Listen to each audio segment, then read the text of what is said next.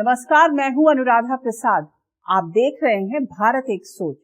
अयोध्या में बने भव्य मंदिर में रामलला विराजमान हो चुके हैं। सोमवार को प्राण प्रतिष्ठा कार्यक्रम का इंतजार पूरी दुनिया को है। पूरे देश का जो माहौल है उसे कोई आध्यात्म और आस्था के चश्मे से देख रहा है, तो कोई राजनीतिक नफा नुकसान के एंगल से, तो कोई भविष्य में अयोध्या की तरक्की और विकास का हिसाब लगा रहा है।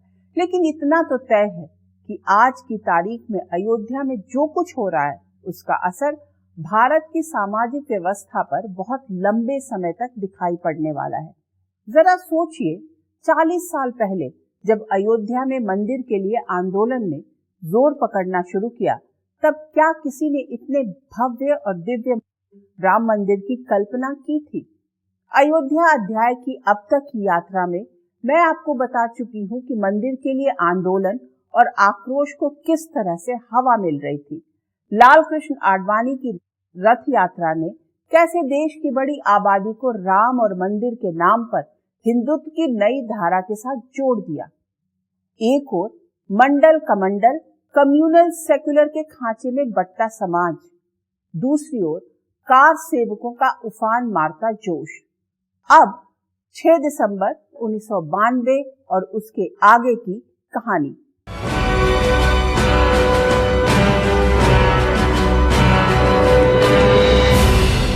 1990 के दशक की शुरुआत दो बड़ी घटनाओं से हुई, जिसने विशालकाय भारत की बड़ी आबादी को प्रभावित किया। पहला मंडल कमंडल की राजनीति और दूसरा आर्थिक उदारीकरण। दोनों ही परिस्थितियों की पैदाइश थी। जहां पहले के लिए बहुत हद तक राजनीति जिम्मेदार थी, वहीं दूसरे के लिए आर्थिक दुनिया में तेजी से होते बदलाव। राष्ट्रीय स्वयंसेवक संघ, विश्व हिंदू परिषद, बजरंग दल समेत दूसरे हिंदुत्ववादी संगठन अयोध्या में मंदिर आंदोलन को चरम तक ले गए।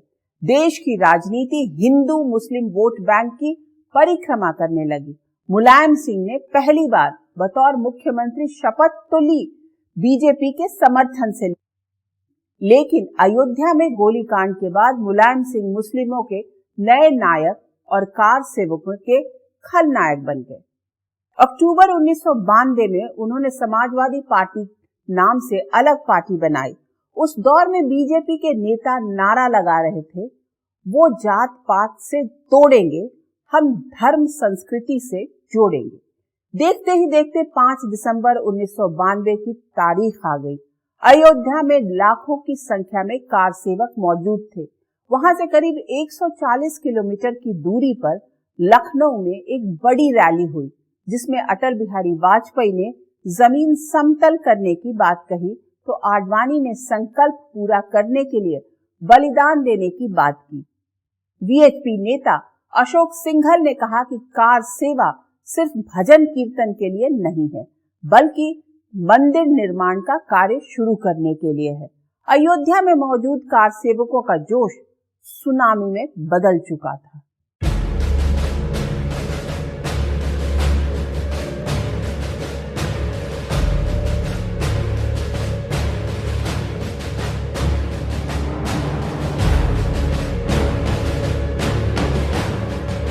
कार सेवा से एक दिन पहले यानी 5 दिसंबर 1992 को अयोध्या में 2 लाख से ज्यादा कार सेवक मौजूद थे।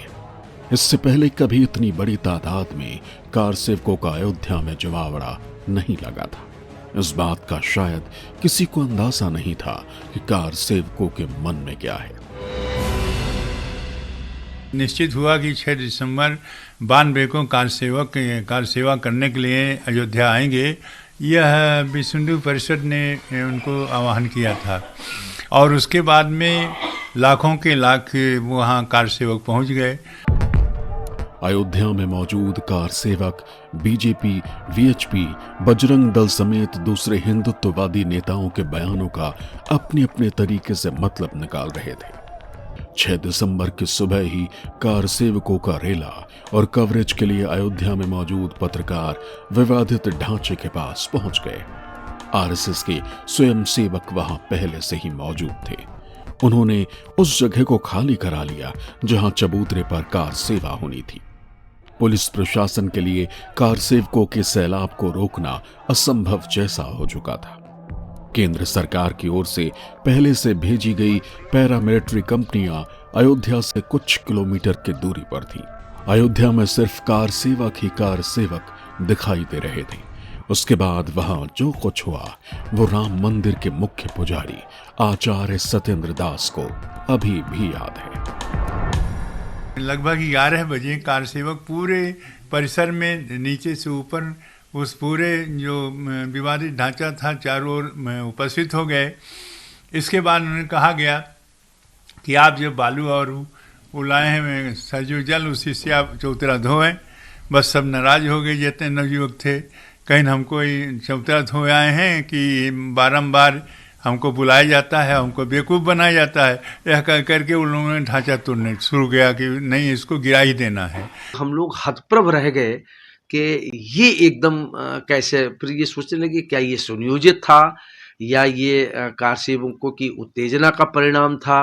क्योंकि एक चीज़ और थी कि बार बार जो कार सेवकों का जमावड़ा वहाँ किया जाता था मंदिर के नाम पर, उससे कार सेवक भी उद्वेलित थे और कह रहे थे ये बार बार बुला के आप यहाँ क्या कर रहे हैं, और इसका एक फैसला हो जाना चाहिए, मस्जिद को गिराना चाहिए या मस्जिद पर कोई निर्णय लेना चाहिए। ये बार बार बुलाने से तो इससे लोगों में उत्तेजना तो थी ही। 6 दिसंबर का समय था तो बहुत सारे लोगों को तो ये भी लगा कि ये क्या हुआ, लेकिन वो योजना तो ना व्यक्ति की थी ना संगठन की, वो तो नियति और नियंता की योजना थी और हम सब साक्षी थे उसके।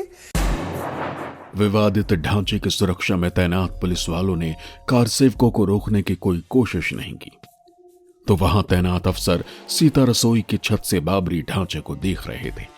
कार सेवकों ने बाबरी ढांचे के तीनों गुंबद गिरा दिए। कार सेवक पूरे जोर शोर से अपने काम को अंजाम दे रहे थे। 12:30-1 बजे पहले उत्तर वाला गुंबद गिर गया, नीचे से खोद दिया, गिर गया। उसके बाद दक्षिण वाला, बीच में रामलला थे। फिर जब दोनों गिर गए तो इसको तोड़ने लगे, तो हमने कहा कि भाई उसमें रामलला है और लकड़ी के सिंहासन है, उसे बैठे हैं, तो उसको अपने पुजारियों, सहयोग पुजारियों को, कार सेवकों के माध्यम से उसको हटवा दिया। मतलब आपने उनको रोका कि भाई यहाँ पर गुंबद मत तोड़िए, मंदिर रामलला विराजमान है, कहना है सब तोड़ना है, इसको सब हटाओ। तो उसको हटाया गया, हटा करके दूर किया गया और दूर करने के बाद उसको भी गिरा दिए। गिराते लगभग शाम के 7 बजते वो सब गिर गए। केंद्र सरकार तक एक सेकंड की रिपोर्ट पहुंच रही थी और गृह मंत्रालय के अफसरों के जरिए प्रधानमंत्री नरसिम्हा राव के पास।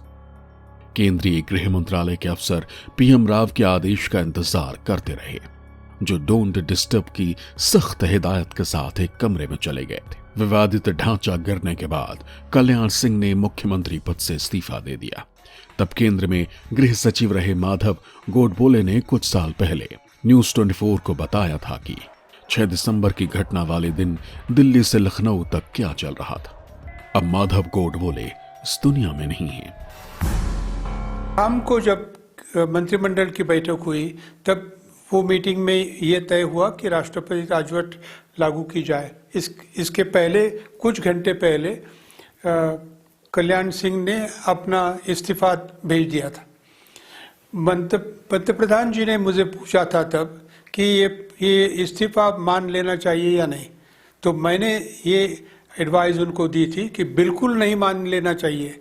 अभी तो एक ही चीज़ हो सकती है कि राष्ट्रपति की राजवट वहाँ पर लागू की जाए और उसके लिए मंत्रिमंडल की सम्मति ली जाए। अब घंटा 2 घंटा 3 घंटा वो वहाँ पर मुख्यमंत्री रहेंगे तो उससे कुछ फर्क नहीं पड़ने वाला, क्योंकि ढांचा तो गिरा हुआ है। कल्याण सिंह ने ये बात जब ये ढांचा गिरा और यहाँ के मीडिया ने उनसे संपर्क करने की कोशिश की तो वो शाम तक उन्होंने मीडिया से कोई बात नहीं करी। वो अपने अधिकारियों से और बाकी मंत्रिमंडल के सहयोगियों से अपने आवास पर और अपने मुख्यमंत्री कार्यालय पर वो विचार विमर्श तो जरूर करते रहे, लेकिन उन्होंने कोई प्रतिक्रिया नहीं दी और ऑल ऑफ सडन उन्होंने 6 बजे अपने मुख्यमंत्री पद से उन्होंने इस्तीफा दे दिया।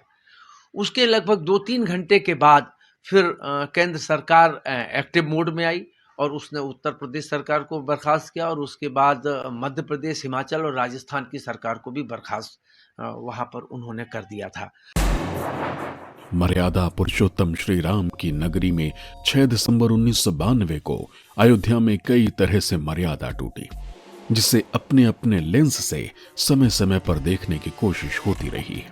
पर इतिहास के पन्नों में जो दर्ज हुआ वो ये कि फैजाबाद में खड़ी सेंट्रल पैरा मिलिट्री जवानों की कंपनियां स्थानीय मजिस्ट्रेट का इंतजार करती रहीं। कार सेवकों ने गिराए गए ढांचे की ओर आने वाले हर रास्ते को बंद कर दिया था। बिना किसी रोक टोक के कार सेवक अपना काम करते रहे। रामलला का एक अस्थायी मंदिर तैयार कर दिया गया। इस बीच कल्याण सिंह सरकार को बर्खास्त कर दिया गया और यूपी में राष्ट्रपति शासन लग गया। अयोध्या में पुलिस अफसरों को सूबे की सरकार ने सख्त हिदायत दी थी कि किसी कीमत पर गोली नहीं चलानी है। यूपी पुलिस के जवान तमाशबीन बने रहे। केंद्र सरकार भी सिर्फ अयोध्या की पल पल की जानकारी लेती रही, लेकिन कुछ कर नहीं पाई। बाद में चाहे जो भी दलील दी जाती हो, लेकिन हकीकत यही है कि कार सेवकों ने बाबरी ढांचे के तीनों गुंबद एक एक करके गिरा दिए। उस दिन अयोध्या में पूरी तरह से कार सेवकों का राज था। अगले दिन यानी 7 दिसंबर को सीआरपीएफ और रैपिड एक्शन फोर्स ने उस जगह को अपने कब्जे में ले लिया। तब तक वहां एक अस्थायी मंदिर बन चुका था। सवाल सिर्फ कल्याण सिंह सरकार पर ही नहीं, केंद्र में बैठी नरसिम्हा राव सरकार की भूमिका पर भी उठ रहे थे।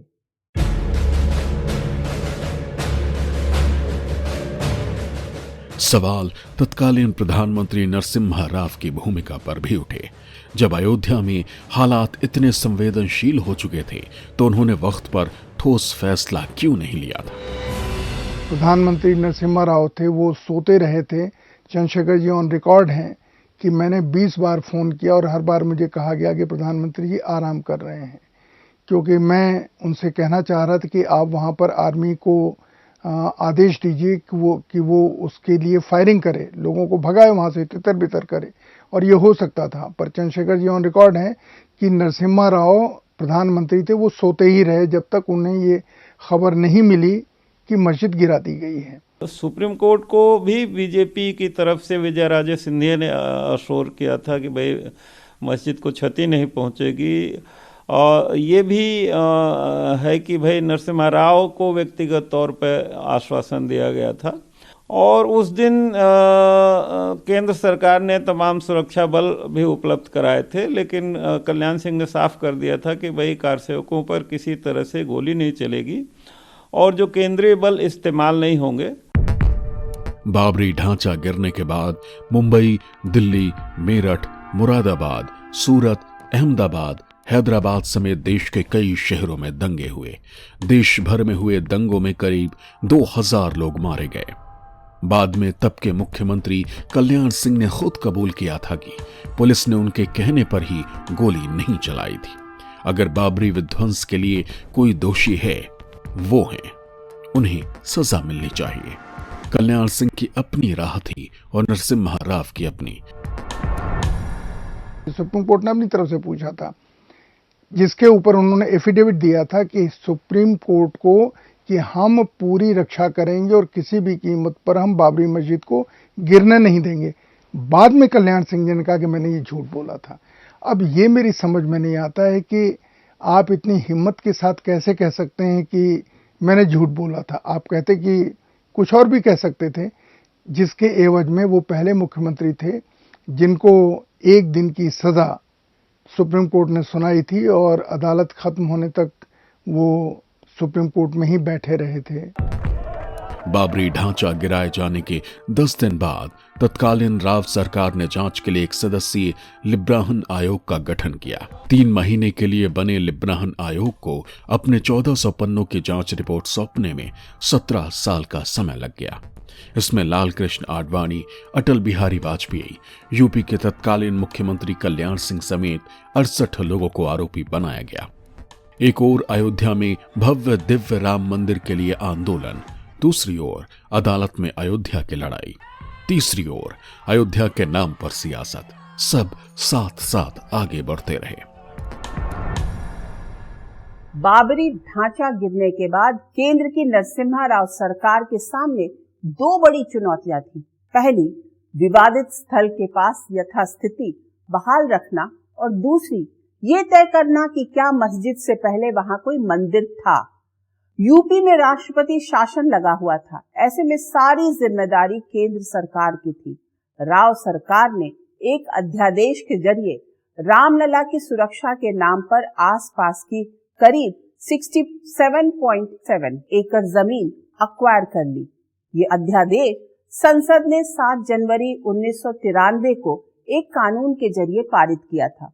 उसी दौर में तत्कालीन राष्ट्रपति डॉक्टर शंकर दयाल शर्मा ने संविधान की धारा 143 के तहत सुप्रीम कोर्ट को एक सवाल रेफर किया। सवाल था कि जिस स्थान पर ढांचा खड़ा था वहां बाबरी मस्जिद के निर्माण से पहले क्या कोई हिंदू मंदिर या हिंदू धार्मिक इमारत थी।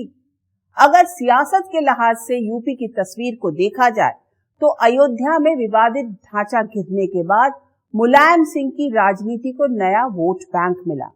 बीएसपी के साथ उनकी पार्टी का गठबंधन हुआ। चुनावी मंचों से नारा लगने लगा कि मिले मुलायम काशी राम, हवा हो गए जय श्री राम। यूपी में गठबंधन सरकारों और जात पात के वोट बैंक की राजनीति को मजबूती मिली। सत्ता के लिए नए समीकरण बनने और बिगड़ने लगे, जिसमें गठबंधन का आधार या तो कम्युनल फोर्सेस को रोकना बताया जाने लगा या हिंदुत्व के राष्ट्रवादी संस्करण को आगे बढ़ाया जाने लगा। अयोध्या राजनीति और अदालती चर्चा में तो लगातार रही, लेकिन श्री राम की नगरी विकास और बदलाव की बयार से दूर, बहुत दूर रही।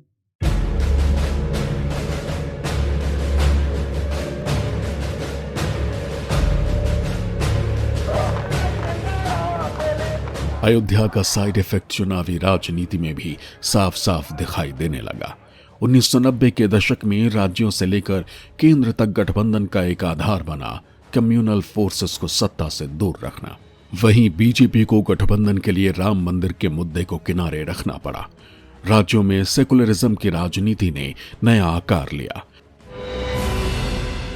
चंद्रशेखर जी ये मानना था कि उस विवादित ढांचे पर वहाँ एक पार्ट में भगवान राम का मंदिर बन जाए और दूसरी थोड़ी दूरी पर या उसके आस ही पास जो है मस्जिद बन जाए, ताकि दोनों मस्जिद भी बनी रहे और जो मंदिर है वो भी बना रहे। ये उनका प्रयास था, लेकिन वो सफल नहीं हो पाया। श्री राम की नगरी अयोध्या में पुलिस और पैरामिलिट्री जवानों की मौजूदगी ज्यादा दिखाई देने लगी। अयोध्या के लोग इस बात को लेकर अक्सर सहमे रहते थे कि कहीं हालात तनावपूर्ण न बन जाएं, कहीं कर्फ्यू की नौबत न आ जाए। अयोध्या के नाम पर राजनीति तो तूफानी रफ्तार से चल रही थी, लेकिन ये क्षेत्र विकास के रफ्तार में पीछे छूटता जा रहा था। दूसरी ओर 6 दिसंबर 1992 को बाबरी ढांचा गिराए जाने के बाद राम जन्मभूमि थाने में दर्ज एफआईआर नंबर 197 और 198 पर कार्रवाई जारी थी। एफआईआर नंबर 197 में कार सेवक और एफआईआर नंबर 198 में नामजद थे लाल कृष्ण आडवाणी, मुरली मनोहर जोशी, विनय कटियार, उमा भारती, साध्वी रितंभरा समेत कई दूसरे नेता। केस की सुनवाई के लिए पहले ललितपुर में स्पेशल कोर्ट गठित की गई, बाद में ये रायबरेली ट्रांसफर कर दी गई। सभी केस सीबीआई को जांच के लिए दे दिए गए। बाद में यूपी सरकार ने इलाहाबाद हाई कोर्ट की सलाह के बाद बाबरी ढांचे को गिराए जाने से जुड़े मामलों की सुनवाई के लिए लखनऊ में स्पेशल कोर्ट का गठन किया। अयोध्या से जुड़े केस अदालतों में पड़े हुए थे। हर दिन अयोध्या मामले से जुड़ी खबरें अखबारों में सुर्खियां बन रही थीं, लेकिन अयोध्या केस का अंजाम क्या होगा, इसे लेकर सभी अपने अपने तरीके से कयास लगाते रहे।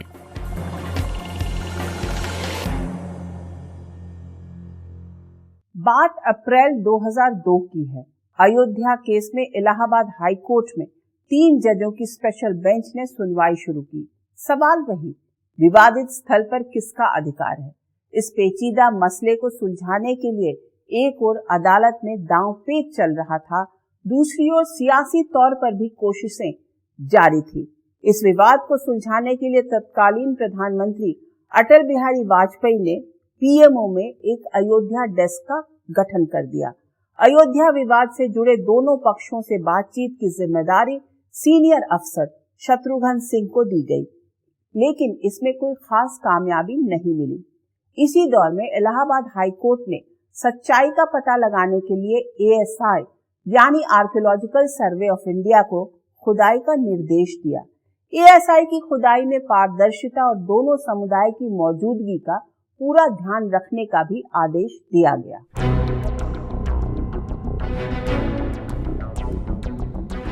अप्रैल 2002 में अयोध्या के विवादित स्थल पर मालिकाना हक को लेकर इलाहाबाद हाई कोर्ट के 3 जजों की बेंच ने सुनवाई शुरू की।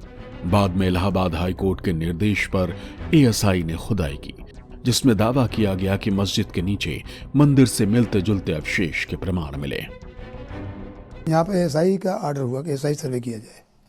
यह ऑर्डर अगस्त 2001 का है। मार्च का हुआ, फिर अगस्त 2001 का हुआ। उसके तहत खुदाई हुई, और जो खुदाई हुई है तो उसमें मुस्लिम ने कहा कि साहब इसमें तो हिंदू रखे जाए, मुस्लिम भी रखे जाएं। तो उसमें ये हुआ कि मुस्लिम मजदूर भी रहेंगे। तो काफ़ी दिन तक चली खुदाई, और जो रिपोर्ट आई वो बड़ी चौंकाने वाली थी। ASI की रिपोर्ट में कहा गया कि ध्वस्त ढांचे की दीवारों से 5 फीट लंबी और 2.25 फुट चौड़ी पत्थर की एक शिला मिली, जिस पर 12वीं सदी में संस्कृत में लिखी 20 पंक्तियां उकेरी गई थी। मलबे से हिंदू देवी देवताओं की कई मूर्तियां भी बरामद हुई, कई दूसरी चीजें भी मिली, जिसके बाद हिंदूवादी संगठनों की दलीलों को नई ताकत मिली। वक्त का पहिया तेजी से आगे बढ़ रहा था। बात जुलाई 2005 की है। 5 आतंकवादियों ने विस्फोटकों से भरी एक जीप का इस्तेमाल करते हुए विवादित स्थल पर हमला किया। जवाबी कार्रवाई में सभी आतंकी मारे गए। अयोध्या में विवादित स्थल के आसपास सुरक्षा घेरा और कड़ा कर दिया गया। जून 2009 में लिब्राहन कमीशन ने अपनी जांच रिपोर्ट सौंप दी। संसद में जमकर हंगामा हुआ, क्योंकि रिपोर्ट में बीजेपी, विश्व हिंदू परिषद और बजरंग दल के नेताओं की भूमिका पर सवाल उठाए गए थे। 30 सितंबर 2010 को इलाहाबाद हाईकोर्ट की लखनऊ बेंच ने विवादित ढांचे के संबंध में ऐतिहासिक फैसला सुनाया। जस्टिस धर्मवीर शर्मा, जस्टिस सुधीर अग्रवाल और जस्टिस SU खान ने एक मत से माना कि जहां रामलला विराजमान हैं, वही श्री राम की जन्मभूमि है। इस केस में श्री राम जन्मभूमि पुनरुद्धार समिति की ओर से अदालत में जिरह कर रहे थे परमेश्वर नाथ मिश्र। वो बार बार मुझसे भी बहस में यही पूछते थे कि मिस्टर मिश्रा पिन पॉइंट करिए कौन सा जन्म स्थान है। भाई एक कमरे में जन्म हुआ होता है, बिल्डिंग बहुत बड़ी होती है, लेकिन जन्म एक कमरे में होता है, तो वो कौन सी जगह है। भाई हमने कहा कमरे की बात करते हैं तो मध्य गुंबद है, क्योंकि उसी में वेदी बनी हुई है। 1770 में टिफिन थेलर भी वही कहता है, लेकिन उसके पहले के तो आंकड़े हैं कि पूरा ही मंदिर में पूजा होती थी। ये हुआ था। 30 सितंबर 2010 को हाईकोर्ट ने फैसला दिया, और 1/3 करके 1/3 निर्मोही अखाड़ा को, एक अजीब फैसला इसका। कोई, मैं सोचता हूँ विश्व इतिहास में ऐसा मैंने फैसले नहीं देखा। इलाहाबाद हाईकोर्ट ने विवादित जमीन को 3 हिस्सों में बांटा। इसमें एक हिस्सा रामलला, दूसरा सुन्नी वक्फ बोर्ड और तीसरा निर्मोही अखाड़े को मिला। लोग ये मानते थे कि मध्य गुंबद जो है वही जन्म स्थान है, लेकिन उसके बगल एक तरफ जो गुंबद था, वहाँ पर जो है सामने जो है वो सीता रसोई आदि उस हिस्से में बना रखे थे। निर्मोही अखाड़े के लोग सेवायत थे, वो पूजा करते थे, तो उनकी सीता रसोई थी, वो भी धर्मस्थल था, उनको कैसे हटा देते। और मुसलमानों की जहाँ तक बात रही कि कभी कभी ये देखा गया है कि बाद में 1936 के बाद शुक्रवार को पुलिस ले जा करके उन 4-5 लोगों को ले जाके नमाज पढ़वाती थी। किसी समय वहाँ पर 1856 में भी विप्लव जब हुआ था, मुसलमानों ने जाके कुछ दिन कब्जा कर लिया था। फिर हनुमानगढ़ी के बैरागियों ने जो है आक्रमण किया, 58 मुसलमानों को मार गिराया, उसको मुक्त कराया था। तो ऐसी स्थिति में ये देखा जाता था कि लुका छिपी का खेल, एक हिस्से में कभी 5 मुसलमान बैठ गए, नमाज पढ़ दिए, तो इससे न्यायालय ने ये देखा कि भाई हमारे सामने ये तीनों ही साक्ष्य आ रहे हैं, तो हम जो है तीनों को ही दे देते हैं। अयोध्या विवाद पर इलाहाबाद हाईकोर्ट के फैसले से कोई भी पक्ष संतुष्ट नहीं था।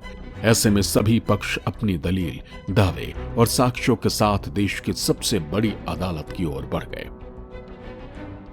अयोध्या केस से जुड़े तीनों पक्ष यानी निर्मोही अखाड़ा, सुन्नी वक्फ बोर्ड और रामलला विराजमान ने इलाहाबाद हाईकोर्ट के फैसले को मानने से इनकार कर दिया और फैसले के खिलाफ पहुंच गए सुप्रीम कोर्ट।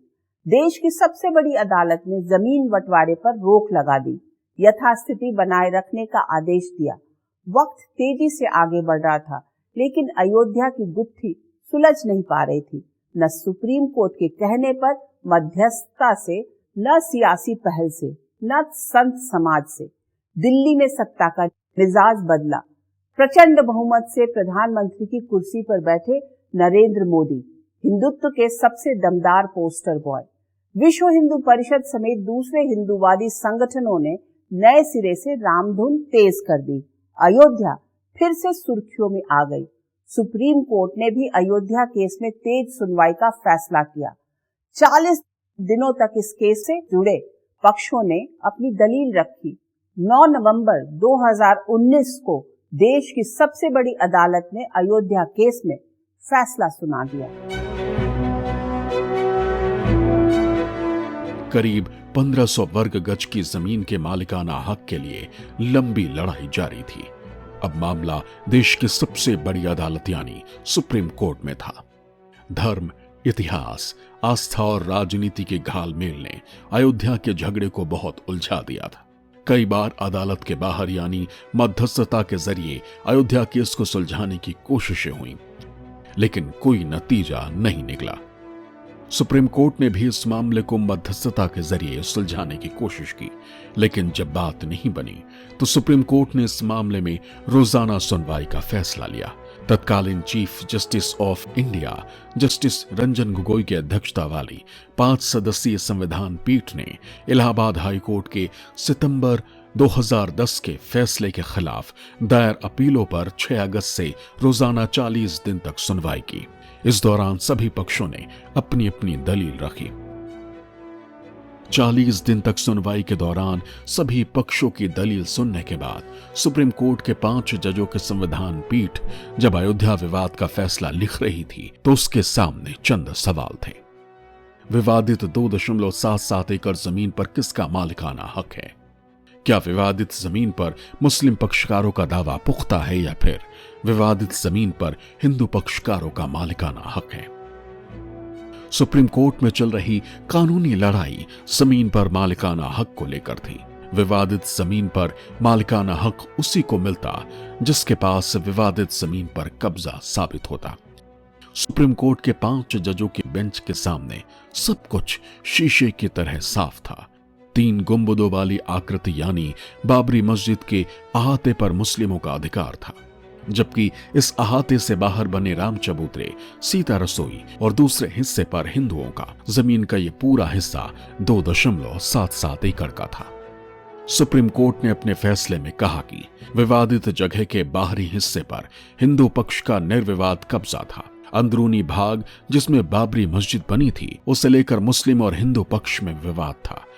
आखिरकार सबूतों, गवाहों, ऐतिहासिक तथ्यों और एएसआई के रिपोर्ट के आधार पर सुप्रीम कोर्ट ने रामलला को विवादित जमीन का मालिकाना हक सौंप दिया। उन्होंने माना कि जो ढांचा था उसको ढहा देना जो है, जबकि न्यायिक प्रक्रिया चल रही है, वो गलत था। तो उससे जो है मुस्लिमों को एक आघात लगा, न्यायिक प्रक्रिया को एक धक्का लगा, तो उसको उसकी क्षतिपूर्ति में कम माने सांत्वना में हम 5 एकड़ देते हैं। कोई हिस्सा उस्सा करके नहीं देते हैं कि आप जीत गए हो इसलिए देते हैं। मुस्लिम पक्षकार ये साबित करने में असफल रहे कि विवादित ढांचे पर उनका मालिकाना हक है। सुप्रीम कोर्ट ने अपने फैसले में मुस्लिम पक्ष को भी मस्जिद के लिए 5 एकड़ जमीन देने का फैसला सुनाया।